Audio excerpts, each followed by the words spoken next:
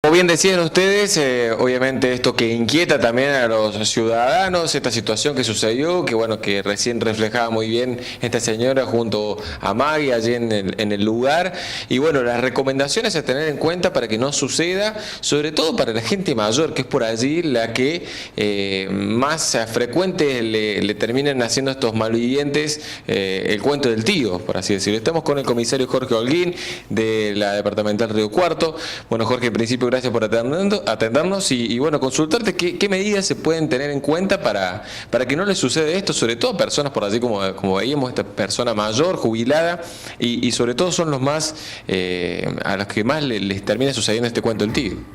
Sí, básicamente para mitigar este tipo de engaños hablamos de medidas preventivas.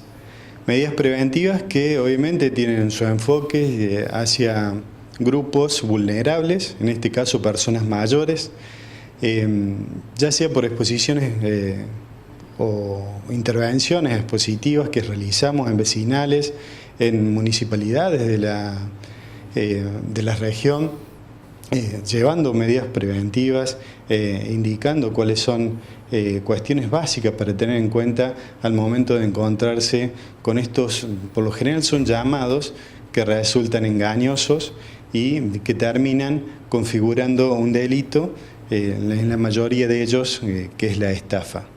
En este caso en particular, esta denuncia que hemos recibido esta semana y hace un par de días o otros días más, hace 10 días aproximadamente, están relacionados el ARDIT con el cambio de billetes.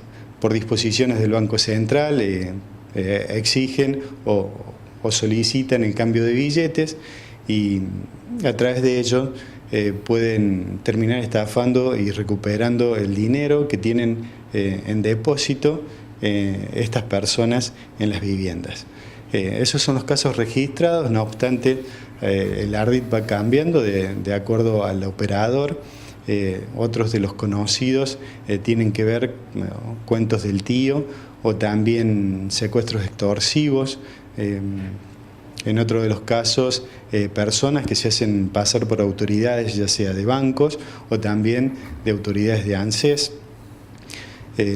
También por préstamos, créditos, a través de las redes también observamos que hay muchas maniobras engañosas y que pueden resultar también nocivas para las personas.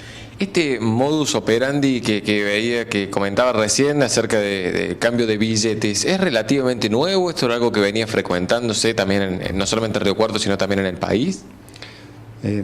Este delito y esta ARDIT, como indicaba, va mutando permanentemente, cambia de modalidad.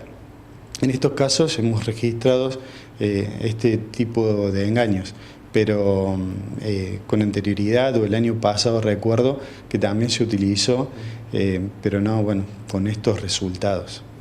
Jorge, buen día. ¿Por allí incrementado? Sí, Dani, perdón. El tema de la modalidad que suele ser habitualmente a través del teléfono, muchos de los llamados que suelen ser desde la cárcel, ¿no? Y esto que se da no solamente acá en Río Cuarto, sino bueno, en diferentes lugares de la Argentina. La persona, ¿qué debería hacer? Porque lo primero que uno atina cuando recibe la llamada telefónica de alguien que le dice que se accidentó el hijo, por ejemplo, o un familiar, es entrar en pánico o en estado de desesperación. ¿Qué tiene que hacer la persona que recibe un llamado semejante? Buen día, Daniel. Excelente la pregunta. En ese marco yo creo que nos podemos ubicar operativamente cuando las personas reciben un llamado telefónico y detectan que puede ser engañoso o les genera al menos dudas, tienen que cortar el llamado inmediatamente, llamar al 101, que es un servicio gratuito que ofrece Policía de la provincia de Córdoba, a través de las centrales policiales que están operadas por personal que está especializado para atender distintas urgencias. Van a poder salir adelante o ir obteniendo respuestas de la autoridad hasta que en definitiva puedan contactarse con un familiar. Si es necesario, en ese momento se dirige hasta el lugar una comisión o un móvil policial para también realizar otras verificaciones en ese entorno. Pero siempre ante un llamado o detectar una maniobra dudosa, por favor, cortar el llamado y llamar al servicio de emergencia 101. Son líneas rotativas, ya indiqué que eran gratuitas, solo hay que esperar que ingrese el llamado y luego estar asistiendo a un operador para salvar esa situación. Y lo mismo en el caso de este tipo de ardid como el que sufrió la señora, ¿no? Alguien que va personalmente o habla por el portero y le propone hacer un cambio de billete o la modalidad que fuera, ¿no? Ante la duda, esta vieja pero siempre vigente recomendación de llamar a la policía, al 101. Sí, ya sé, los últimos dos casos, bueno, que se han dado, en este caso la utilización de otra herramienta que es un portero para comunicarse con el particular o la persona damnificada, y en el caso anterior que te comentaba que surgió también en el macrocentro de la ciudad, una persona que fue contactada en la vía pública y a posterior se realizó esa maniobra. Bueno, sí, Paco, adelante. Sí, y con respecto a esta maniobra, lo que sucedió, contabas de que por allí hasta se ofrecen llevarlo a la casa a la gente, digamos, este modo operandi nuevo que se está realizando acerca del cambio de billetes y a las personas mayores que por allí son las más vulnerables o que no tienen conocimiento o que por allí se les esquiva el conocimiento, hasta se ofrecieron de llevarlo a la casa. Sí, bueno, en estos casos hemos detectado que también hay cierta organización en las personas que realizan estas maniobras, ya sea con movilidad, ya sea con medios de comunicación, por lo tanto tienen facilidades de ir cambiando esta modalidad a los efectos de concretar su objetivo, que es retirar bienes materiales o patrimonio de las personas.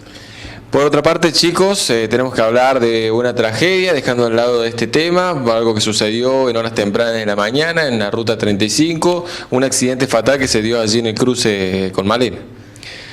En este lugar, ruta 35 y E24, en el ingreso a la localidad de Malena, se produce un accidente. Esto tiene como derivación la muerte de un peatón que se encontraba en una dársena en el lugar, una mujer de 50 años aproximadamente que pierde la vida luego de producirse el accidente. En el ingreso a la localidad, el traslado de uno de los vehículos termina impactando con esta persona y que le produce lesiones fatales.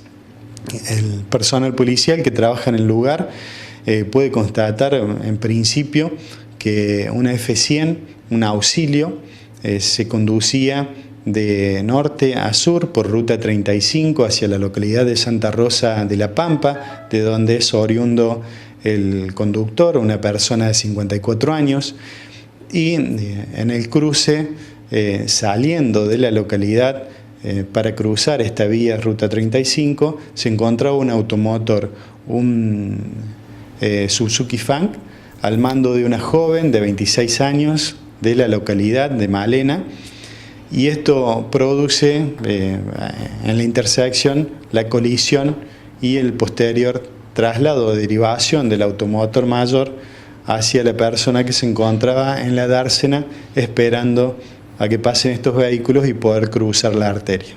Es decir que luego del accidente se dio el choque con la mujer que estaba esperando para hacer el cruce de la ruta y este vehículo, la F100, la termina impactando y perdiendo la vida de manera instantánea. ¿Es la única persona que se encontró lesionada en el sector luego del impacto de estos dos vehículos?